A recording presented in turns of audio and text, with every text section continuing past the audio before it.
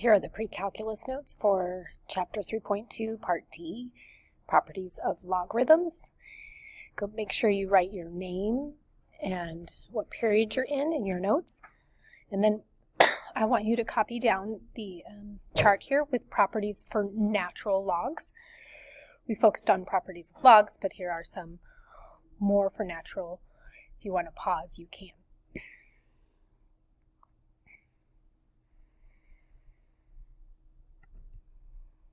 Here are our first couple examples that we're going to use to solve for logarithms. So the first one on the left here, we have log base 3 of x minus log base 3 of 5 equal to 4.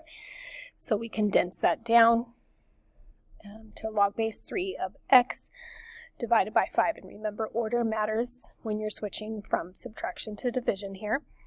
So the first one is in the numerator and the second one is in the denominator. Same if you're going the other direction. Okay?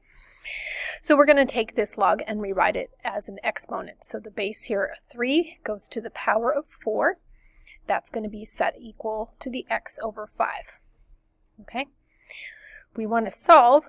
The x is being divided by 5, so we multiply both sides by 5. After we take 3 to the 4th power. Remember, order of operation says you want to do the exponent first. So 3 to the 4th is 81, and 5 times 81 is 405. And then if you want to plug that in and check your answer, you can. All right, so log base 8 of 4 plus log base 8 of x equals 1.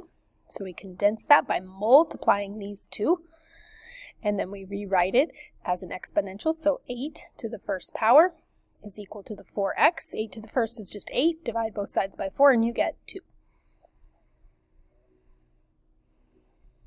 All right, so let's look at the natural log of 2x plus the natural log of 3 equal to the natural log of 8x minus 4.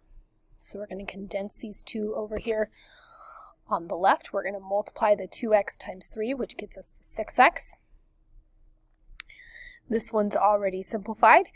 Since we have natural log on both sides, we can drop the natural log and set 6x equal to the 8x minus 4. And then do inverse operations to get the x by itself. So subtract the 8x from both sides. And then divide both sides by -2 to get 7. All right, the natural log of 7 minus the natural log of 5 minus 2x equals 3. So subtraction turns into division here. And then, since we don't have a base, we know that the base is e. So we're going to say that e to the 3rd power is equal to this part of the expression. And then I'm just going to make it into a proportion here. The e to the 3rd power over 1. And then, since this side is being... So after I made it into a proportion, I just flipped the proportion around. And to get my x by itself, I multiply both sides by 7 to cancel those 7s, leaving me with 5 minus 2x on the left. And 7 times 1 is 7, so over e to the 3rd. E to the 3rd is going to be a number that you can get on your calculator as long as you have a scientific calculator. So subtract 5 from both sides. That leaves you with -2x on the left and 7 over e to the 3rd minus 5 on the right. And then the inverse operation of multiplying by -2 is multiplying by -1/2. And so we have -7 over 2e to the 3rd plus 5/2. And you can type this into the calculator. So e to the 3rd power on your calculator. So -7 times 2e to the 3rd plus 5/2, which is what, 2.5.